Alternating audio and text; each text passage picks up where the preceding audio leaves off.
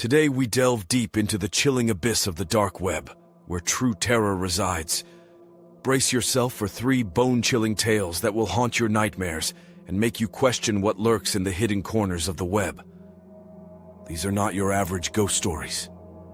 These are real accounts, whispered in hushed tones, that reveal the sinister secrets that the internet tries to bury. So, lock your doors, cover your webcam, and prepare to embark on a journey into the abyss. This is Dark Web Chronicles, unveiling the web's darkest secrets. Story 1. The man who amassed a collection of mummified girls. Anatoly Moskvin seemed like a smart guy. According to the Daily Beast, the college professor and Russian journalist mastered 13 languages. But he also had a peculiar hobby. He was a self-dubbed necropolist, or an expert on cemeteries. Moskvin was so fascinated by cemeteries, in fact, that he visited 752 of them in and around his hometown. He wrote lengthy reports with titles like Great Walks Around Cemeteries and What the Dead Said that were published in a weekly newspaper called Necrologies. Apparently, this curiosity was tied directly to an incident from his childhood, which he divulged in his last contribution to the paper on October 26, 2011. When Moskvin was 13, a group of men stopped him and forced him to join a funeral and to kiss the dead 11-year-old girl on the lips. "I kissed her once, then again, he wrote. The girl's mother then placed a wedding ring on his and her daughter's fingers. Moskvin wrote that his strange marriage was useful and spurred an irrevocable, lifelong fascination with the dead. Real Scary Stories Pravda report. This is, perhaps, Moskvin's creepiest mummified corpse. Moskvin began writing about the dead and taking detailed notes of each cemetery he visited. He even spent a night in the coffin of a dead person ahead of their funeral. It was when locals found the graves of their loved ones desecrated and dug up in 2009 that Moskvin's hobbies became untenable. The Russian government had no leads, but they were sure extremists were to blame. Until 2011, nobody had any inkling who the culprit in this bizarre horror story was. But when police heard that Muslim graves were being desecrated in Nizhny Novgorod following a terrorist attack at Moscow's Domodedovo airport, they finally caught a break. They found Moskvin painting over the pictures of dead Muslims. While he wasn't desecrating the bodies themselves, authorities arrested him and searched his apartment.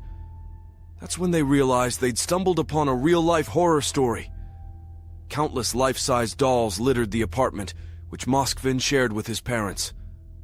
The dolls' hands were covered in fabric, and makeup covered their faces. It quickly became apparent that these were not inanimate objects. These were the mummified corpses of human girls. Disturbing footage of the Moskvin home, including the mummified corpses of young girls. When police tried to move them, music began to blare. Moskvin had embedded music boxes into the chest cavities of these dolls. A dried human heart and a piece of a gravestone were found in the home as well. The corpses were stuffed with rags, their eye sockets filled with buttons or toy eyes. Moskvin said he would watch cartoons with them, and that he dug them up because he was lonely. He said his biggest dream was to have children, and that he'd been waiting for science to figure out how to revive the dead.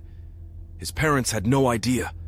They assumed their son had a hobby of building large playthings.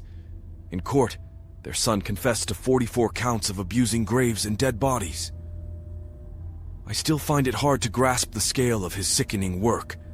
But for 9 years he was living with my mummified daughter in his bedroom, said Natalia Chardimova, the mother of Moskvin's first victim. I had her for 10 years. He had year for 9. Despite psychiatrists claiming that Moskvin's condition is steadily improving, prosecutors agree with Chardimova and have continued to keep him safely removed from society. Story 2. How Alexander the Great was buried alive. Alexander the Great died at age 32 after suddenly and mysteriously succumbing to full-body paralysis. When Alexander the Great's body failed to decompose 6 days after his death, the ancient Greeks were in awe. His loyal followers believed this was clear confirmation. He was a god, but modern scientists have since posited otherwise. In fact, according to one theory, the ancient king's body didn't decompose because he wasn't actually dead yet. Alexander the Great may have been the most famous person in history to be buried alive. According to Plutarch, an ancient Greek historian who wrote his parallel lives hundreds of years after Alexander's reign using many secondary sources, the Macedonian conqueror died in 323 BC. After a 24-hour drinking spree, he came down with a fever and felt a sudden pain in his back, as though smitten with a spear. Pretty soon he was paralyzed, and soon after, he was rendered speechless. Eventually, 32-year-old Alexander the Great was pronounced dead. His cause of death, however, has remained a mystery for millennia. But one doctor recently thought she cracked it. One scientist believes she's cracked the case of the death of Alexander the Great, depicted here in a statue from the 3rd century BC. If she's right, then his demise was a real-life horror story. In February 2019, Dr. Catherine Hall of the University of Otago in New Zealand posited in the Ancient History Bulletin that Alexander suffered from Guillain-Barré syndrome, GBS. According to history, the rare autoimmune disorder can lead to fever, abdominal pain, and paralysis, which to Hall seems to exactly fit Plutarch's account of Alexander's death. The combination of ascending paralysis with normal mental ability is very rare, and I have only seen it with GBS, said Hall. She suggested that Alexander contracted the rare disorder from a Campylobacter pylori infection, the most frequent cause for GBS worldwide. Back in the 4th century BC, doctors didn't use a patient's pulse to diagnose death. They used breath. And since Alexander was paralyzed, his body required less oxygen, and his breathing was kept to a minimum. Thus, with his pupils dilated and apparent lack of response to stimuli, doctors assumed he was dead, when his mental faculties were completely intact. Hall thinks Alexander was pronounced dead a full 6 days before he actually died. That explains why Plutarch described his body as remaining pure and fresh for days. It also would mean that Alexander was buried alive. Some scholars dispute Hall's explanation. For one, her source material was written more than 400 years after the death in question, and it's nearly impossible to properly diagnose someone without examining their remains. Alexander's burial site has never been found. But even still, Hall's is a freaky theory and a real-life horror story for the aegis.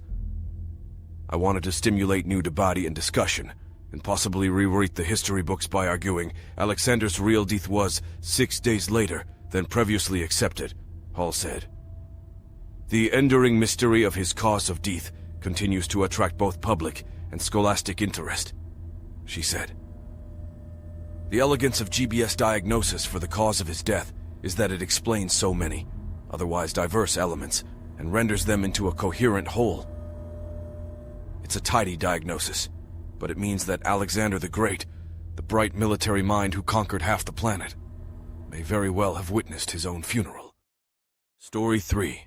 The ravenous beast of Gévaudan that terrified the French countryside. For 3 years in the middle of the 18th century, a ferocious, wolf-like beast reportedly roamed the French countryside, mauling nearly 300 villagers. Most of them were women and children. Local newspapers seized on this horror story and published terrifying accounts, dubbing the creature the Beast of Gévaudan. The first victim was a 14-year-old shepherdess named Jeanne Boulet, who in 1764 was discovered with her throat ripped out. A 15-year-old was found dead a month later. She managed to describe her attacker as a horrible beast before succumbing to her wounds. More than 100 people had their chests or throats ripped out, as news of the beast made international headlines. The corpses showed clear signs that something with sharp claws and teeth was responsible, while the press described a wolf-like animal with russet and black fur, a wide chest, large mouth, and very sharp teeth. It didn't take long for infantry leader Jean-Baptiste Duhamel to organize a 30,000 volunteer hunting party to find and kill the beast. According to Smithsonian, they offered a reward equivalent to a year's salary for ending the ghoulish creature's life. When that didn't work, King Louis XV sent his own bodyguard, François Antoine, down south to get the job done. In September 1765, Antoine and his team finally killed a large wolf. They returned to Versailles and received their reward from Louis XIII, and the attacks on Gévaudan ceased entirely. But only for a couple of months. With every subsequent attack, the animal's description became more fantastical. Some accounts described it as a supernatural being that walked on its hind legs. Others said it was more like a werewolf, part man. Fed up with losing his loved ones amid a near-constant state of terror, one local farmer took matters into his own hands. It worked. Soon enough, the beast appeared. Chastel shot it, and he brought it to the king. Some accounts claimed the wolf's stomach was opened up and had human remains tumbling out. Historians have long debated what actually occurred at Gévaudan. Some argue it was merely mass hysteria and a pack of wild wolves that did the killing, while others claimed it was a lone, rabid wolf or an escaped lion. Nonetheless, this horror story inspired Robert Louis Stevenson's 1879 book Travels with a Donkey in the Cevennes, and modern productions like Christophe Gans' 2002 horror film Brotherhood of the Wolf.